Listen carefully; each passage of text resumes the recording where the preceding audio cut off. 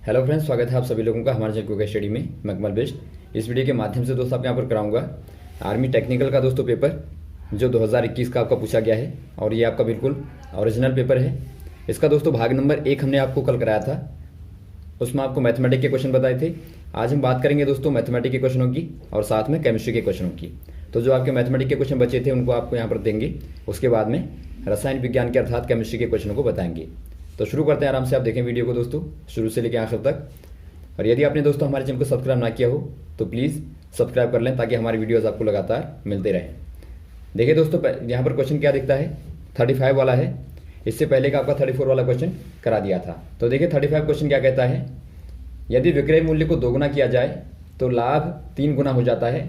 लाभ प्रतिशत आपको बताना क्या होगा, अर्थात if the selling price is doubled the profit gets tripled, find profit percentage. यहाँ पर देखिए जब भी आपको ये क्वेश्चन आएगा दोस्तों, इस प्रकार का क्वेश्चन आएगा तो पहला काम करेंगे आप, माना क्रय मूल्य अर्थात कॉस्ट प्राइस, सीपी आप कहते हैं, बराबर 100 रुपये मान लेंगे।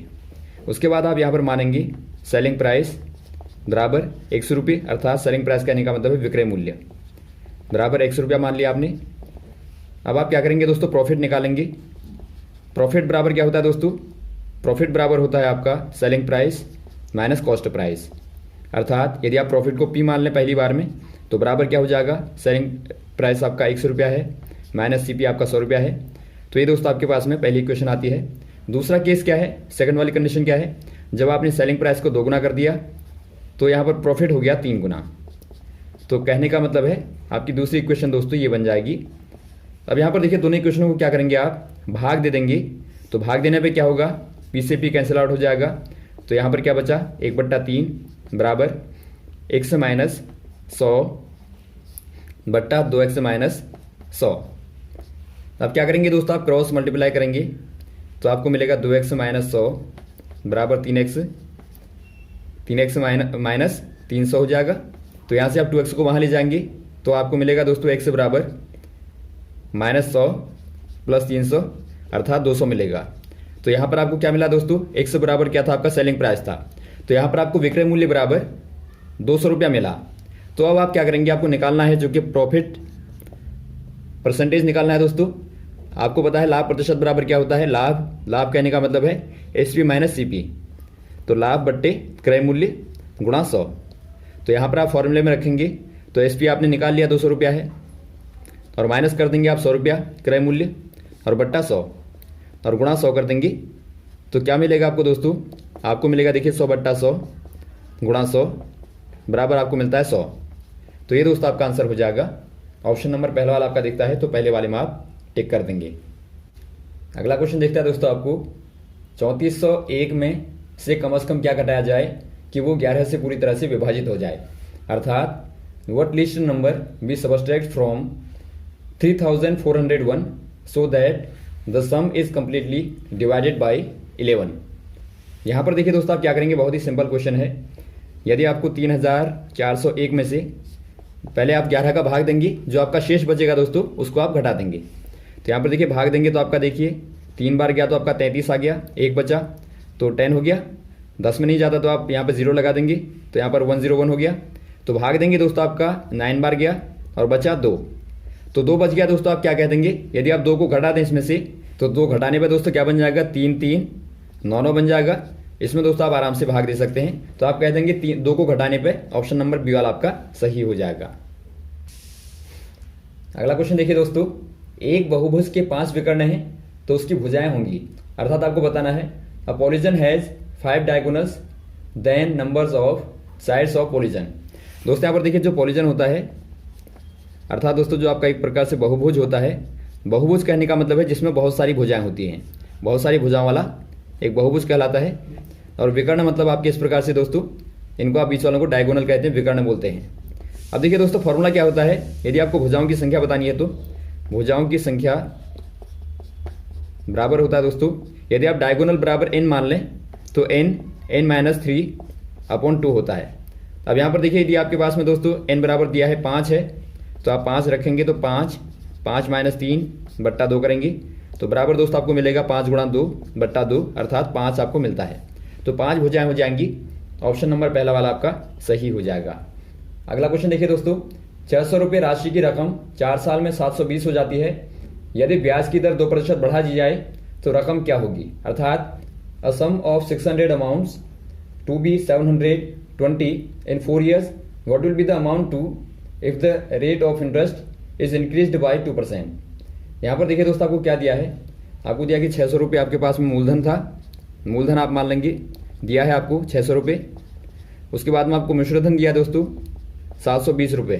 तो यहाँ से पहले आप निकालेंगे ब्याज को, ब्याज बराबर क्या हो जाएगा 720 माइनस 600, क्योंकि आपका होता है दोस्तों ए माइनस पी होता है ब्याज, मिश्रधन माइनस मूलधन होता है। तो यहाँ से आपको मिलता है 120 रुपया और आपको समय दिया है 4 वर्ष का। तो पहला काम क्या करेंगे आप, पहली बार में जो दर है वो आप निकाल लेंगे। आपको मालूम होगा एसआई बराबर क्या होता है, PRT बट्टे 100 होता है। तो यहाँ से आप निकालेंगे तो P क्या हो जाएगा दोस्तों 600 रुपये और गुणा R है, आपने दर निकालनी है आपको, गुणा 4 कर देंगे बट्टा 100 कर देंगे। तो यहाँ से दोस्तों आपको क्या मिलता है, यहाँ से आपको मिलता है एसआई आपने निकाल लिया, एसआई आपने निकाला है, एसआई आपका यहाँ पर 120 है। तो 120 बराबर 6 को 24 R, तो R बराबर क्या हो जाएगा दोस्तों 120/24 करेंगे तो आपको मिलेगा 5। तो पहली बार में जो दर है वो आपकी 5% है। अब देखिए जब आपने 2% दर को बढ़ा दिया तो क्या हो जाएगी, R डैश बराबर हो जाएगी आपकी 5 धन 2 बराबर 7%। तो इस पर दोस्तों आपको निकालना है कि आपका धन क्या बनेगा। तो इस पर आप क्या निकाल लेंगे, पहले आप एसआई निकाल लेंगे सेकेंड टाइम में, वो क्या हो जाएगा PR डैश गुणा T बट्टा 100। देखिए मूलधन तो आपका वही रहा 600 रुपये और गुणा आपका R डैश यहाँ पर 7 आप रख देंगे और गुणा कर देंगे आप 4 बट्टा 100। तो ये दोस्तों आपको क्या देगा, देखिए गुणा करेंगे तो आप 42 गुणा 4 करेंगे अर्थात 8 16 168 आपको मिलता है। तो ये दोस्तों आपके पास में ऐसा ही आया सेकंड टाइम में। तो आप क्या करेंगे दोस्तों, यदि आपको मिश्रधन निकालना होगा, यहाँ पर आपको पूरा अमाउंट पूछा गया है तो आपको A डैश निकालना है, अर्थात दूसरी बार में जो मिश्रधन बनेगा वो आपको बताना है। तो क्या हो जाएगा मूलधन और प्लस आप कर देंगे दोस्तों SI। तो ये क्या हो जाएगा 600 रुपये और धन कर देंगे आप 168 रुपये, तो 768 रुपये आपके पास में आते हैं। तो ऑप्शन नंबर दोस्तों आपका बी वाला सही हो जाएगा। अगला क्वेश्चन देखिए दोस्तों, एक किताब का 5/8 भाग पढ़ने के बाद 168 पेज छूट जाते हैं तो किताब में कुल कितने पेज हैं? अर्थात after reading 5/8 of a book 168 pages are left, total number of the pages in the book. दोस्तों यहाँ पर देखिए आपको एक किताब दी है, तो एक किताब देने का मतलब है पूरा जो भाग होगा किताब का वो एक होगा, अर्थात किताब का पूर्ण भाग बराबर क्या होगा दोस्तों, बराबर 1 होगा। अब देखिए आप निकाल लेंगे शेष भाग, अर्थात जो आपका बचा है जो आपका लेफ्ट है तो उसे आप निकालेंगे तो आपका शेष क्या बचेगा दोस्तों 1 माइनस 5/8 तो पढ़ लिया गया, तो 1 माइनस 5/8 कर देंगे आप। तो यहाँ से आपको मिलेगा 3/8 और आपको दिया जो आपके शेष पेज बचे हैं वो क्या है, वो है दोस्तों 168। कहने का मतलब है किताब का 3/8 बराबर क्या है 168 पेज। तो यहाँ से आप निकाल लेंगे पूरी किताब बराबर क्या हो जाएगी दोस्तों 168 गुणा 8/3 कर देंगे आप, क्योंकि आप जब भिन्न को उस तरफ ले जाएंगे तो वहाँ पर आपका भिन्न उल्टी हो जाएगी। तो यहाँ से आप निकाल लेंगे तो आपको क्या मिलेगा, देखिए यहाँ से आप गुणा कर देंगे दोस्तों। तो गुणा करने पर आपको देखिए 8 छक्का 48, 8 पंजे 40, 44, 448 पेज दोस्तों पूरी किताब में हो जाएंगे। तो ऑप्शन नंबर आपका हो जाएगा यहाँ पर सी वाला। अगला क्वेश्चन यहाँ पर देखिए, 50 का 20% तथा 70 का 20% क्या होगा, जोड़ के बताना है आपको। What is the 20% of 50 plus 20% of 70। यहाँ पर आप सिंपल क्या करेंगे दोस्तों, 50 का जहाँ पर लगा होगा गुणा कर देंगे, 20% मतलब आपका 20/100 और प्लस 70 इंटू 20/100। तो यहाँ पर देखिए आपको सॉल्व करके क्या मिलेगा, ये आपको मिलेगा दोस्तों 10 और धन 14 बराबर 24। तो ये दोस्तों आपका 24 हो जाएगा। तो आंसर आपका यहाँ पर ऑप्शन नंबर ए वाला हो जाएगा। अब देखिए केमिस्ट्री के क्वेश्चन को देखिए आप दोस्तों, यहाँ पर देखिए आपका सेक्शन नंबर ई में केमिस्ट्री के क्वेश्चन है 41 से लेके 50 तक, अर्थात आपके पास में 10 क्वेश्चन यहाँ पर पूछे जाते हैं आपको। तो पहला क्वेश्चन देखिए दोस्तों, बेकिंग सोडा क्या हो जाएगा दोस्तों, खाने का सोडा क्या हो जाएगा आपको बताना है। खाने का सोडा आपको दोस्तों बार बार फॉर्मूला बताया गया है बेकिंग सोडा का, ये आपका होता है सोडियम बाइकार्बोनेट, या फिर आप इसे IUPAC नाम बताएं दोस्तों, सोडियम हाइड्रोजन कार्बोनेट। और यदि आपको पूछा जाए वॉशिंग सोडा का अर्थात धावन सोडा का पूछा जाए तो वो दोस्तों आपका होता है Na2CO3, या कभी कभार दोस्तों आपको Na2CO3 10H2 लिख के भी आता है। तो यहाँ पर सोडियम कार्बोनेट क्या हो जाएगा, वॉशिंग सोडा का फॉर्मूला होता है। अगला क्वेश्चन देखिए दोस्तों, रॉक सॉल्ट का रासायनिक सूत्र क्या होगा, अर्थात what is the chemical formula of rock salt. Rock salt कहने का मतलब है दोस्तों एक प्रकार से टेबल सॉल्ट, अर्थात एक प्रकार से आप नमक कह सकते हैं। तो ये दोस्तों होता है आपका NaCl। यह एक प्रकार का दोस्तों मिनरल होता है जो कि खास तौर पे समुद्र में पाया जाता है, अर्थात सी वाटर में पाया जाता है। तो उसमें दोस्तों मैक्सिमम जो आपका अमाउंट होता है वो आपका NaCl का होता है, तो इसीलिए आप रॉक सॉल्ट को NaCl ही कह देते हैं। तो यहाँ पर आपका हो जाएगा ऑप्शन नंबर ए वाला। अगला क्वेश्चन देखिए दोस्तों, मेंडेलीव की आवर्त सारणी निम्न में से किस पर निर्भर करती है। आपको बताना है Mendeleev's periodic table is based on. दोस्तों यहाँ पर देखिए मेंडेलीव ने सर्वप्रथम एक प्रकार से जो आपकी आवर्त सारणी में एक पीरियोडिक टेबल बनाई थी दोस्तों, वो मेंडेलीव ने बनाई थी। मेंडेलीव की जो पीरियोडिक टेबल थी दोस्तों बेस पर किसके बेस पर थी, वो थी आपके एटॉमिक मास पर, अर्थात परमाणु द्रव्यमान के आधार पर थी दोस्तों। उनका कहना था कि जो एलिमेंट्स के जो प्रॉपर्टीज होती हैं वो एटॉमिक मास पर डिपेंड करती हैं, लेकिन बाद में दोस्तों जो आपकी मॉडर्न बनी, मॉडर्न पीरियोडिक टेबल की बात करें तो वो आपकी है एटॉमिक नंबर के आधार पे, अर्थात परमाणु क्रमांक के आधार पे, जो कि दोस्तों मोजले ने दी है। मोजले इनके अनुसार दोस्तों जो एलिमेंट्स की प्रॉपर्टीज हैं वो उनके एटॉमिक नंबर के आधार पर होती हैं। तो यहाँ पर देखिए आपका ऑप्शन नंबर यहाँ पर कौन सा हो जाएगा, मेंडेलीव का दोस्तों एटॉमिक मास हो जाएगा ऑप्शन नंबर पहला वाला। यहाँ पर देखिए वेट लिख के दिया है, वेट यहाँ पर गलत है, यहाँ पर मास होना चाहिए, तो मास आपका यहाँ पर सही होगा। अगला क्वेश्चन देखिए दोस्तों, समभारिक वह परमाणु हैं जिनमें रेडियस समान होता है, अर्थात आपको बताना है isobars are atoms showing same. दोस्तों यहाँ पर देखिए तीन प्रकार के यहाँ पर आपको पूछे जाते हैं बार बार।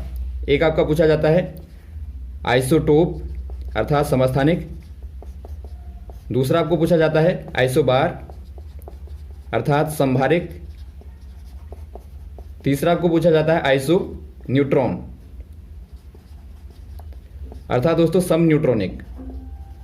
अब यहां पर देखिए इनमें क्या होता है, सेम क्या होता है, इसमें दोस्तों आपका होगा एटॉमिक नंबर सेम होगा दोस्तों, अर्थात एक प्रकार से आप कह सकते हैं नंबर ऑफ प्रोटॉन दोस्तों समान होंगे। दूसरा आपका आता है संभारिक, कहने का मतलब है जिनका भार समान होगा, अर्थात एटॉमिक मास नंबर दोस्तों इनमें सेम रहेगा, द्रव्यमान संख्या जो है वो आपकी समान रहेगी। और तीसरा आपका आता है सम न्यूट्रॉनिक, इसमें दोस्तों आपका नंबर ऑफ न्यूट्रॉन क्या होंगे, समान होंगे अर्थात सेम होंगे। तो यहाँ पर आपको जो पूछा गया है आप बता देंगे कि आपका जो एटॉमिक मास होगा दोस्तों समान होगा, ऑप्शन नंबर बी वाला सही हो जाएगा। अगला क्वेश्चन देखता है दोस्तों आपको, greenhouse effect due to. आपको बताना है ग्रीन हाउस प्रभाव होता है मुख्यतः किसके द्वारा होता है दोस्तों, आपको बताना है। ग्रीन हाउस इफेक्ट का मतलब आपको बताया था हमने पूरा विस्तार पूर्वक। ये दोस्तों लगातार जो एटमॉस्फेयर का तापमान बढ़ रहा है, टेम्परेचर बढ़ता है, उसी को आप कहते हैं ग्रीन हाउस इफेक्ट। इसको प्रभावित करने वाली गैस मोस्टली दोस्तों CO2 है अर्थात कार्बन डाइऑक्साइड है, जो क्या करती है, जो पृथ्वी के द्वारा रेडिएशन को एमिट किया जाता है, छोड़ा जाता है, उसको दोस्तों एब्जॉर्ब कर लेती है, अवशोषित कर लेती है, और उससे दोस्तों तापमान लगातार बढ़ता रहता है। तो यहाँ पर आपका ऑप्शन नंबर बी वाला सही हो जाएगा, कार्बन डाइऑक्साइड। अगला क्वेश्चन देखिए दोस्तों, बहुतायत पाया जाने वाला हाइड्रोकार्बन प्रदूषक है, अर्थात आपको बताना है the most abundant hydrocarbon pollutant is. दोस्तों यहाँ पर देखिए यदि आप बात करें हाइड्रोकार्बन अर्थात जो कार्बन और हाइड्रोजन से मिलकर बने होते हैं उनको आप बोलते हैं हाइड्रोकार्बन। पॉल्यूटेंट आपको बताना है अर्थात जो प्रदूषक है, तो क्या हो जाएगा दोस्तों, वो आपका मीथेन होता है, खासतौर पे जो क्या होता है एक प्रकार से मीथेन क्या होता है दोस्तों, ये आपका नेचुरल गैस का दोस्तों कंपाउंड होता है। मोस्टली आपने देखा होगा दोस्तों, यदि आप गोबर गैस में कहें या फिर दोस्तों आप CNG की बात करें या फिर अन्य आप नेचुरल गैसों की बात करें तो उनमें मोस्टली आपका मीथेन होता है। तो ये दोस्तों आपका मोस्टली हाइड्रोकार्बन है जो कि प्रदूषण करता है। तो ऑप्शन नंबर यहाँ पर आपका हो जाएगा बी वाला। अगला क्वेश्चन देखिए दोस्तों, निम्न में से सबसे ताकतवर अम्ल है, आपको बताना है the strongest acid among the following. यहाँ पर देखिए दोस्तों जो आपको एसिड दिए हैं, HCl दिया है, HNO3 दिया है, तो यहाँ पर आपको एसिड दिए हैं दोस्तों। इनमें से दोस्तों आपका जो आपका स्ट्रॉन्गेस्ट होता है वो होता है HCl, उसके बाद में आपका होगा दोस्तों H2SO4, और उसके बाद में होगा HNO3, और उसके बाद में आप ले सकते हैं इसको। तो यहाँ पर देखिए मेनली आपको ये पूछे जाते हैं तो इनको आप याद रखेंगे ताकि आपको लगातार याद रहे। इनके आधार पर दोस्तों यदि आप देखें दोस्तों, ये सारे के सारे क्या हैं, एक प्रकार से स्ट्रॉन्ग एसिड हैं।